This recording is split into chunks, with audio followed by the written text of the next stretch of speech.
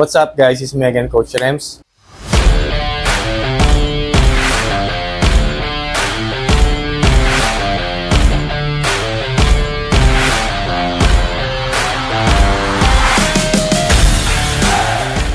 So ngayon, naimbitahan tayo sa isang coffee shop. And kita nyo, naka-apron pa ako. Diba? So hindi pa ako nakakapag-ayos. Medyo biglaan lang. Luto pala ako ng meal prep ko. Naka-low day tayo ngayon. Naka-carb cycle ako. Ibig sabihin nun, pag naka-carb cycle, merong low, merong medium, merong high. Huwag nyo na akong tanongin about that. Kasi protocol ng coach ko yun. Okay? So magkakaiba tayo ng protocol. Yung protocol ko is for an athlete. So kagaya ko na athlete na tulad na malapit na ako sumampa. Malapit na yung kg. Kaya pinagaganon ako para hindi ba dumapa yung katawan. Ganon. Ayun nga, at tulad yung sabi ko, prep kung prep. So, no excuses tayo dyan. Kung kakain man ako dun, I'll make sure pasok pa rin sa macros ko. As a naka-prep, hindi pwedeng basta-basta na lang kakain. Sobrang strict at sobrang kailangan disiplina talaga. So, tara, samahan nyo ako magluto. Mag-prep tayo. Okay?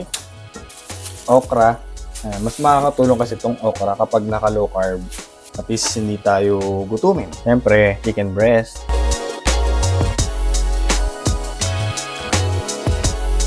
At ibang palasa dyan kundi salt and pepper. Yun lang. Sobrang mahilig ako sa paminta. Marami akong maglagay. Natin siya. Yan, prep na tayo. So, lagi nakatimbang yan. Minsan masarap pa siya yung medyo tusta-tusta yung labas. Tapos juicy yung loob. Yan, masarap yun. Kaya ako na hinihiwalay pagbaon. Kaya ako hinahati-hati. Yan, mas madali kain. Diba? Ating gulay. Ito, hindi natin itinimbang to. Pero mga 5 pieces na ako. Depende. Pag zero carb, hindi mataas. So, yan, aking meal prep na ating baon pag lumalabas. So, yan sabi ko, no excuses. Yung mga excuses, alam nyo, negative na sa buhay yan. Iwasan yung excuses. Solution, hindi mag-concentrate sa problema. Okay? Yun lang, please. So, hindi lahat to pare-parehas, Hindi lahat to applicable sa lahat. Kasi magkakaiba tayo ng katawan. Ano ba yung mga pagkakaiba na yun? Ecto, mesomorph, saka endomorph. Yan, magkakaiba yun. So, mga nagtatanong, ano ba talaga the best? The best is kumuha kayo ng coach nyo. Kahit ako mismo, merong coach. Okay? Wedding. So, kayo mismo, kailangan nyo kumuha ng coach. Diba? Kung gusto nyo talaga mag-progress, magko-compete kayo, kumuha kayo ng coach. Yun talaga yung pinakailangan. And, yun lang naman yan eh. Ngayon, kapag magko-compete ka nang wala kang coach, simple lang naman yan. Ano bang gusto mo? Sumampa ng manalo o sasampa ka para sa experience lang? Tanungin mo yung sarili mo. Again, sasampa ka ba para sa experience lang o sasampa ka ng stage para manalo? Yun lang. So, tara, prep muna tayo. So, yun guys, nakapag-ayos na rin tayo. No? Ayan, legit na mukha na nakapag-ayos kasi nakapag-wax na. Share ko lang sa inyo ano ba yung mga ginagawa ko as an athlete, as an bodybuilder. So ano ba yung klase ng lifestyle na meron ako. Nakapokus ako sa kung ano man yung ginagawa ko. Kung may madadaanan ako gym or kung may mag-iyan tropa na gym, di ba? Ayun lang isa sa advantage kapag nakikilala ka na sa fitness industry, minsan marami ng libreng gym na nagyayaya sa atin. So yun yung mga isang blessing para sa atin. Small yun, maliit na bagay. Small wins yan, but still win. So, yun lang. Sunduin kami rito kasi nga wala naman akong budget pang gasolina. At the same time, sira pa rin yung coach ko. Sunduin na lang kami dito. Kita tayo sa coffee shop. Please. So yun guys, nandito na tayo sa Rabbit Hole Coffee Shop. Ayan, makikita nyo ito yung kanyang interior design. Sobrang relaxing. So, gusto nyo mag-office, gusto nyo mag-relax habang tatrabaho kayo, and habang nagko-coffee. Yan, so relaxing.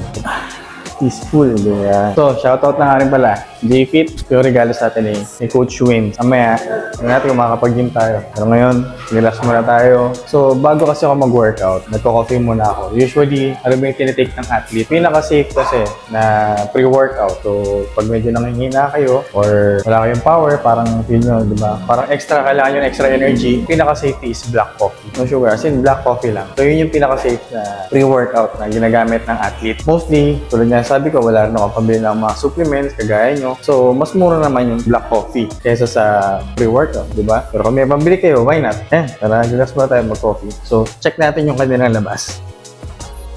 So, ito guys, maluwag yung parking nila. Ayan. Iniimbita ko kayo na magpunta rito. Mag-relax at magkape. Pag gusto nyo mag-relax sa mga taga Las Piñas, marami pa, kahit mga BF Parañaque, malapit lang dito. Punta lang kayo dito sa Rabbit Hole Coffee and Design. Punta lang kayo dito. Sobrang relaxing. Makita nyo naman sa loob, diba? Sobrang madaling makita. Wasteable naman siya. And makikita nyo yung sa tapat natin. Tapat lang siya ng One Pharma. Yan. Tara guys, tikman na natin.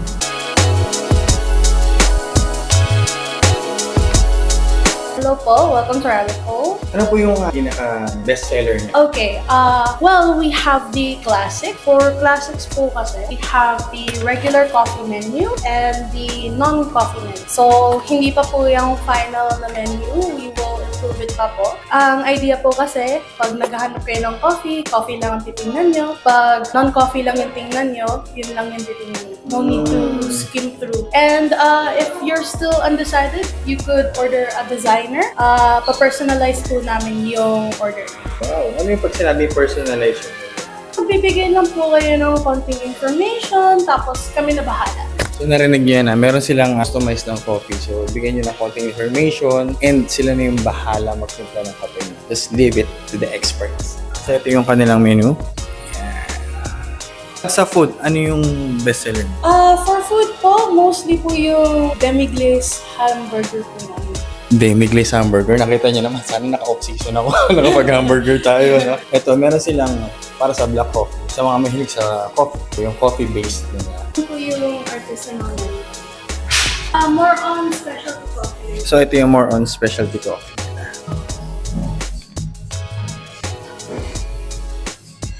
Nakita niyo na yung kanilang mga menu and wait na lang natin yung order natin. Tulad nga nasabi ko, as an athlete, bawal yung mga sugars. Depende na sa iyo. So nakita niyo naman kung gano'ng kaganda yung ambience dito, di ba? At maluwag yung parking. Diba?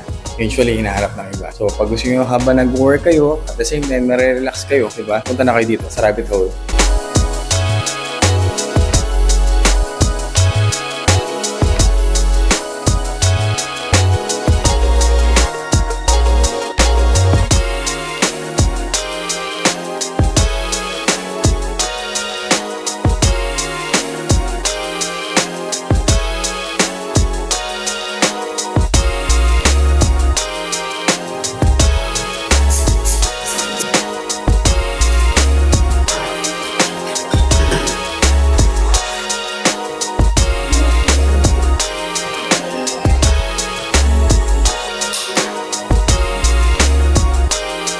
Si AJ. Interviewin natin yun ng konti si AJ para meron tayong konting idea about Rabbit Hole. Kailan ba naitayo itong Rabbit Hole? Actually, it was just last year. I was part of the first batch of baristas na naging part ng Rabbit Hole.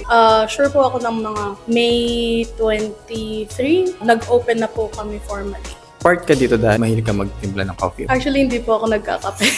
I'm more of a tea drinker. I told myself na gusto ko rin kasing mag-experience ng iba't ibang, like makakuha ng ibang skills, ganon, maka-meet ng ibang tao. And that's why I joined Rabbit Hole during that time. So, do you have any idea kung bakit Rabbit Hole ang pangalan? According to the owner po, na parang he wanted to make Rabbit Hole sort of like parang the everything that you have within your hands. Like the name Rabbit Hole means to get into something. Na parang the more you get inside the rabbit hole, you learn something new, something great, parang ganon. And that's the point of what we're trying to do here. We want to introduce you to not just coffee, we want to introduce you to arts, we want to introduce you to sort of like, for example, we have books there. We have Ikigai, we also have Ghibli. So they're not exactly the same, but they sort of have a connection to the arts. Wow, grabe. Ang deep ng meaning ng Rabbit Hole, no? Ano ang masasabi mo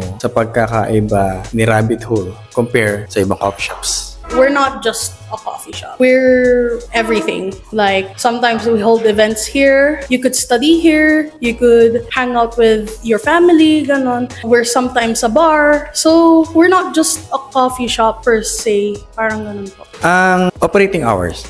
For operating hours, usually we open at 12:30. Depending on the day, for example, in Monday to Tuesday, we close at 8.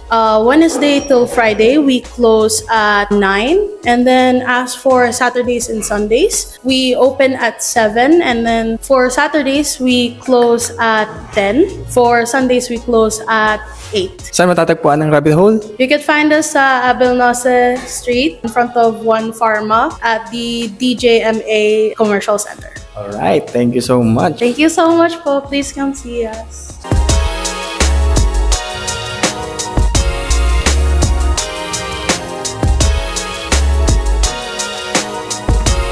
So So guys, ito na yung order natin. And order tayo na, siyempre, high protein. Amoy pa lang. Sarap na. Yung kanilang noodles. Parang Japanese style. Siyempre, coffee natin. Special. Customized nila to. And there's no sugar. Something special na ginawa nila para sa atin. Tikman na lang natin. Sarap. Ito natin yung pasta. Ito na ngayon. Nakaprep ako. Gago! Ang sarap. Ang sarap. Ang sarap nila. Siyempre, beef. Sarap.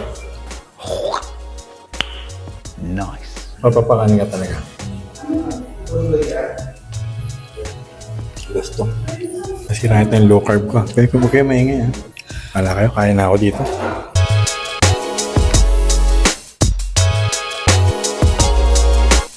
So guys, tapos na tayo kumain and sobrang solid lang food. Kasi worth it. Sarap. Pasta, the beef. Ang sarap talaga. Wala akong masabi. Sa mga taga Las Piñas, punta na kayo dito. And malapit lang. Pas uto mo sa Parañaque, accessible. So kung gusto mag-relax, kumain, and habang nag-go. Kasi na kayo nagtatrabaho, sobrang relaxing tong place na to. Ma-rate natin to 10 out of 10. Ganda. So yun lang. Visit lang kayo dito. Yung page nila. So follow nyo lang sila sa IG, Facebook, di ba? And yun lang. Wala akong masabi. Sobrang solid yung food. Sarap. Kasi nag-enjoy ako. Ayun lang. Peace.